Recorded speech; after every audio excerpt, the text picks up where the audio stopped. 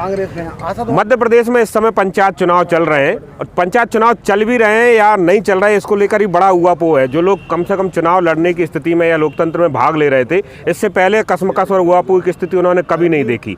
बीते 10 दिन में जिस तरह से आदेश आए कोर्ट से, सरकार से और निर्वाचन आयोग से, उसके बाद उम्मीदवारों की दिल की धड़कन बढ़ गई है। मैं इस समय अशोकनगर कलेक्ट्रेट के प्रांगण में हूँ, मेरे साथ लगभग सभी दलों के लोग हैं। हालांकि दलीय आधार पर ये चुनाव नहीं होता, मगर इसके बाद भी जिला पंचायत, जनपद और पंचायत में अपनी अपनी किस्मत आजमाने वाले लोग हैं। आज भी कुछ आदेशों को लेकर उहापोह है। अभी सरकार ने एक संकल्प प्रस्ताव पारित करके जो है निर्वाचन आयोग को भेज दिया है। अब क्या परिस्थितियां बन रही हैं और अभी तक के जो चुनाव की चीजें रही हैं उसको लेकर देखते हैं कि लोग क्या कहते हैं। दिलवार साहब, हमारे बीच में दलित नेता है, लगातार दलित नहीं है, मैं नेता हूँ, नेता है, पंचायत चुनाव लड़ते रहे काफी लंबे समय से। अभी जो स्थितियां बन रही, पहले कभी देखी ऐसी स्थिति कभी नहीं देखी जी। पंचायत चुनाव राज्य सरकार ने एक मजाक बना दिया है और माननीय न्यायालय ऐसा न्यायालय है, यह न्याय नहीं है, विधायिका के आगे और कार्यपालिका उसका आज गुलाम हो गए। न्यायालय भी आज देश में गुमराह कर, ये सरकार और न्यायपालिका, निर्वाचन आयोग की निर्वाचन आयोग तो है ही नहीं है, वो तो महागुलाम है। इसके बाद भी आप इस प्रक्रिया में भाग ले रहे हैं? हाँ, इसलिए ले रहा है कि हम किस्मत आजमा रहा है कि तुक्का लग जाए। चलिए, ये तुक्का पे कांग्रेस की तरफ से आपकी जो है लगातार प्रतिक्रियाएं आ रही हैं। मेरा तो ये निवेदन है कि जिस तरह से चुनाव को मजाक बनाया गया है, जो 2019 में कमलनाथ सरकार ने परसीमन किया था, आपने निरस्त कर दिया था, कोई बात नहीं, लेकिन आप दोबारा आरक्षण करा लेते। जो पंचायत अधिनियम में व्यवस्था है रोटेशन की, उसके अनुसार आप रोटेशन करा लेते, चुनाव करा लेते। अब जो मजाक है, आधे लोगों तो इस पर भरोसा ही नहीं कर पा रहे हैं कि चुनाव होंगे कि नहीं होंगे। शिवराज सिंह जी कुछ कहते हैं, भूपेंद्र सिंह जी कुछ कहते हैं, नरोत्तम मिश्रा जी कुछ कहते हैं, उनमें ही वो नहीं है। तो मेरा निवेदन तो आपके माध्यम से सिर्फ इतना सा है कि ये सरकार खुद ही नहीं चाहती चुनाव। चलिए, सरकार नहीं चाहती, मगर सत्यन जी ये कह रहे हैं सरकार नहीं चाहती, हकीकत क्या है? इस तरह सरकार चुनाव नहीं चाहती तो सरकार चुनाव कराती क्यों? चुनाव सरकार ने कराए, उस बाकायदा जो नोटिफिकेशन जारी किया और चुनाव का ऐलान किया चुनाव आयोग ने, इसलिए सरकार का इसमें कोई रोल नहीं है। नहीं, आपने फार्म भरा है, चुनाव में उतर रहा है, मगर इतनी उहापोह में अब मनस्थिति है चुनाव लड़ने पाने की? पूरी मनोस्थिति है, पूरी ताकत से चुनाव लड़ेंगे। और बाकी जो है कि मुझे लगता तो है कि चुनाव कहीं ना कहीं थोड़ी जो स्थितियाँ हैं वो ठीक नहीं है। अच्छा, आप बताइए, आप भी भाग ले रहे हैं इस चुनाव में जो है, तो अभी जिस तरह से रोज नए जो है आदेश आ जाते हैं, तो लगता है प्रक्रिया में अब दिक्कतें हो रही हैं आप लोगों को? देखिए, सरकार की बिल्कुल मंशा नहीं है कि ये चुनाव कराए, ये जबरदस्ती में थोपा जा रहा है। माननीय जो पिछड़े वर्ग के साथ जो अन्याय किया गया है, हमारे पूर्व मुख्यमंत्री कमलनाथ जी, प्रदेश कांग्रेस कमेटी के अध्यक्ष, जिन्होंने ऑब्जेक्शन बार बार किया है, क्यों किया है?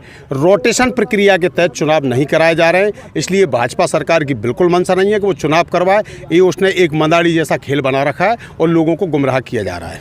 अब ये बताएं, जो लोग चुनाव लड़ रहे हैं उनको क्या परेशानी आ रही है इससे अंदर? उनको ये परेशानी आ रही है कि वो दमखम से चुनाव ही नहीं लड़ पा रहे, कब चुनाव रुक जाए।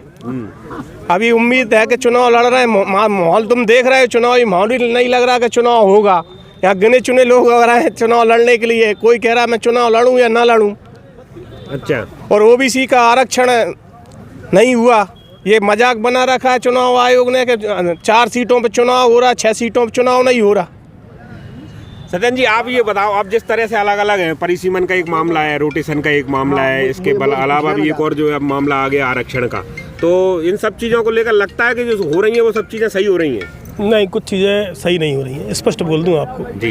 ये जो है आरक्षण की प्रक्रिया निश्चित रूप से अधिकार, संवैधानिक अधिकार है ओबीसी का, उनको मिलना था और उसके साथ चुनाव होने थे। ये चुनाव ओबीसी का शामिल ना होना इस चुनाव में कहीं ना कहीं अधूरा चुनाव लग रहा है।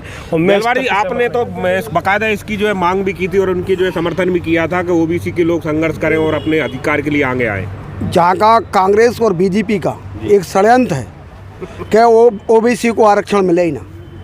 देश की 52% आबादी, 52% आबादी को 4% आरक्षण मिला है 25 साल में, वो 4% आरक्षण भी छीन लिया है।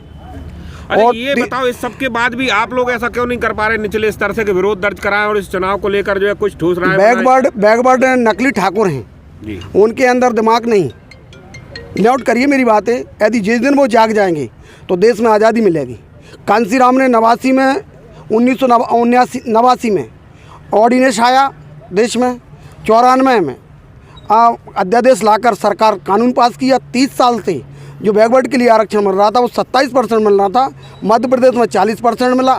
बैकवर्ड का मुख्यमंत्री होने के नाते भी आप चाहते क्या है? आप हम चाहते हैं कि चुनाव होना ही नहीं चाहिए। चुनाव नहीं होने चाहिए? नहीं होना चाहिए। आप चुनाव लड़ने वाले लोग कह रहे हैं चुनाव नहीं होने चाहिए। हम इसलिए कह रहे हैं कि हमारी मजबूरी है कि यदि लड़ गए और कल हम वंचित हो गए अधिकारों से, हम अपनी समाज की बात नहीं रख पाएंगे, इसलिए हम अपना चुनाव लड़ रहे हैं।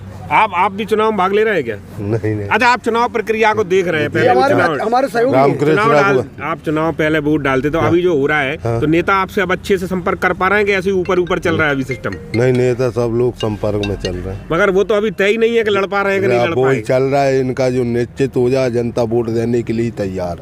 नहीं तो जनता और भी जो चीजें चाह रही है नेताओं से वो नहीं हो पा रही है? नहीं हो पा रही, नहीं हो पा रही कुछ भी। ये देखिए, एक जनता की भी बड़ी समस्या है कि वो नेताओं से जो भी अपेक्षाएं होती हैं तो उनको भी लग रहा है कि अभी जब मैदान क्लियर ही नहीं हो पा रहा तो क्या करें। एक इस बार मुझे बताइए कि चुनाव भी हुए और सरकार के बाद अब चुनाव आयोग कह रही कि आप परिणाम घोषित नहीं करेंगे। अब आपने सब कुछ मेहनत करी और आपके परिणाम कब तक घोषित करेंगे या नहीं करेंगे ये भी कुछ तय नहीं है।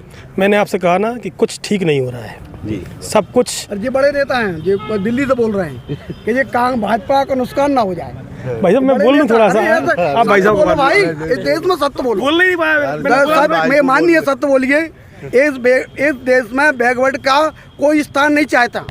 दो कांग्रेस और बीजेपी सरकार, मैं कह रहा हूँ, मैं बहुजन समाज पार्टी का समर्थक और कार्यकर्ता हूँ, लेकिन इस देश में कांग्रेस बीजेपी नहीं चाहती। 2 मिनट के लिए जरा मोबाइल रखिए। अब इन दोनों का ये कहना सरकार चुनाव चाह रही है, ये चुनाव नहीं चाह रही, और ये सत्य बोलने का आरोप लगा रहे कि सही नहीं बोल पा रहे सरकार के दबाव में। बहुत कुछ ठीक नहीं हो रहा है। देखिए, मैंने कहा बहुत कुछ ठीक नहीं हो रहा है, मेरी सत्य है वो सत्य। आप ये बताओ, कांग्रेस ने हमेशा ओबीसी आरक्षण की बात की है। 2003 में तत्कालीन मुख्यमंत्री आदरणीय दिग्विजय सिंह जी ने ही इसकी शुरुआत की थी। उस समय भाजपा ने बहुत ऊधम मचाया था।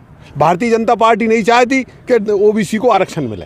देखिए, ये न्यायालय का विषय है और न्यायालय ने इस प्रक्रिया को रोका है। हमारी सरकार आज विधानसभा में इसके खिलाफ जो आदेश हुआ है उसके पक्ष में एक अध्यादेश लेकर आई है और उसको सर्वसम्मति से दोनों दलों ने मिलकर पास भी किया है। नहीं, ये जो आप आरोप लगा रहे हैं बीजेपी कांग्रेस दोनों ने कहा, कमलनाथ जी की दोनों दलों को ज्ञान ही नहीं है बैकवर्ड का जी। मानिए, मैं बताया कांसीराम ने मंडल कमीशन की रिपोर्ट को 3 सांसद देश में बने, मायावती बिजनौर से और आजमगढ़ से रामकृष्ण यादव और मोहन सिंह पलियावाला पंजाब से, हमने 3 चीज़ें मांगी। कांसीराम ने मंडल कमीशन की रिपोर्ट लागू करिए, हुई क्या वो? हाँ हुई। फिर और मध्य प्रदेश में बैकवर्ड का प्रथम मुख्यमंत्री होने के नाते 15 साल शासन बैकवर्ड का मुख्यमंत्री है, फिर भी 14% आरक्षण 13% आरक्षण का था। ये बताओ, आप में बहुत सारे राज्य हैं और जो लोग बैठे हैं वो भी जो लगभग सब बहुत सारे लोग पिछड़े वर्ग से ही हैं जी। अभी जो प्रक्रिया कांग्रेस या बीजेपी या जो भी लोग कह रहे हैं, कुछ भी कह रहे हैं, आपको क्या लगता है सच में चुनाव जो हो रहा है वो नियम अनुसार हो रहा है, विधि सम्मत है ये चुनाव? कतई नहीं। पंचायत और ग्राम स्वराज अधिनियम जो 93 में बना है उसमें स्पष्ट उल्लेख है कि हर 15 वर्ष में परिसीमन होगा, हर 5 वर्ष में चक्रनुमा रूप से आरक्षण होगा। उसका इन्होंने पालन नहीं किया और कमलनाथ सरकार ने जो परिसीमन करके जो 1200 नई पंचायतें बनाई थी वो उन्होंने निरस्त कर दी। उससे 1200 सहायक सचिव बनते, 1200 सचिव बनते, हमारे 2500 लोगों को रोजगार मिलता, वो छीन लिया। चलिए, एक और पंचायत में भाग लेने वाले मित्र हमारे बीच में आ गए, सतपाल जी। ये सब लोग ये कह रहे हैं कि जो चुनाव हो रहा है उसमें सरकार बड़ी कमियां रख रही है, निर्वाचन आयोग भी कमियां रख रहा है। नहीं, क्या है, हम देख रहे हैं हमारे आदरणीय अध्यक्ष जी खड़े हैं। कांग्रेस ने क्या किया? कांग्रेस ने पिछले वर्ग का हनन कर दिया, हाई कोर्ट गए, चुनाव पर रोक लगवा दी। आज मैंने पंचमन्य लाख नहीं छोड़ा कांग्रेस ने। कांग्रेस की बुद्धि भ्रष्ट हो गई है, उसके कारण ये परेशानी आ रही है और कोई बात ही नहीं है। बीजेपी के 3 पिछड़े वर्ग के मुख्यमंत्री रहे हैं। यदि बीजेपी की मानसिकता पिछड़े वर्ग के हित में होती तो बहुत पहले बहुत कुछ दे दिया होता। 3 मुख्यमंत्री हैं, उससे ज्यादा और बीजेपी क्या दे सकती है? क्या दिया 27% आरक्षण कर रही थी। इसके बाद पिछड़े वर्ग की बातों की नहीं, पिछड़े वर्ग की बात नहीं कर रहे एक भी। भदौलिया जी, अगर इनकी मंशा सच में चुनाव कराने की होती तो पहली बात तो ये परिसीमन निरस्त नहीं करते। चलो, परिसीमन निरस्त करना सरकार का अधिकार है, लेकिन ये रोटेशन तो कराते। भाजपा सरकार चुनाव कराना ही नहीं चाहती, नहीं चाह रही। चलिए, तो आखिरी में एक सवाल का आप और जवाब दीजिए। आपको क्या लग रहा है, चुनाव होंगे कि नहीं होंगे? बिल्कुल होंगे, मुझे पूरी उम्मीद है। आपको क्या लग रहा है, चुनाव होंगे या नहीं होंगे? मुझे तो नहीं लग रहा। नहीं लग रहा। चलिए, तो बीजेपी से जुड़े कुछ लोगों का कहना है कि चुनाव तो होंगे, मगर ज़्यादातर लोग कह रहे हैं कि चुनाव शायद ही हो पाए। ऐसी स्थिति में सबसे ज़्यादा जो खराब स्थिति है वो जनता की है और उन लोगों की है जो चुनाव में भाग लेने जा रहे हैं। अभी वो क्लियर नहीं हो पा रहा है कि चुनाव लड़ पाएंगे और लड़ेंगे तो किस तरह से लड़ेंगे। एक तो ना योग पूरा मनोयोग बन पा रहा है और ना ही अपनी जो है जो बिछात बिछती हैं पंचायत चुनाव में वो बेच पा रही है। आप मेरे साथ लगातार बने रहिए, चुनाव पर पल पल की अपडेट आपके साथ में लाता रहूँगा। धन्यवाद।